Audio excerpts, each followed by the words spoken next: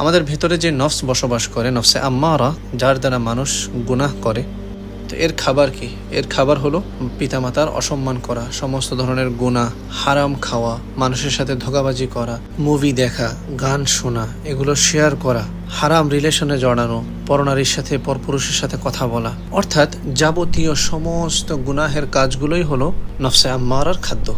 আরেকটা হলো খাওয়া দাওয়া করা। আর যে নফসে মুতমাইন্না আছে, এর খাবার কি? এর খাদ্য কি?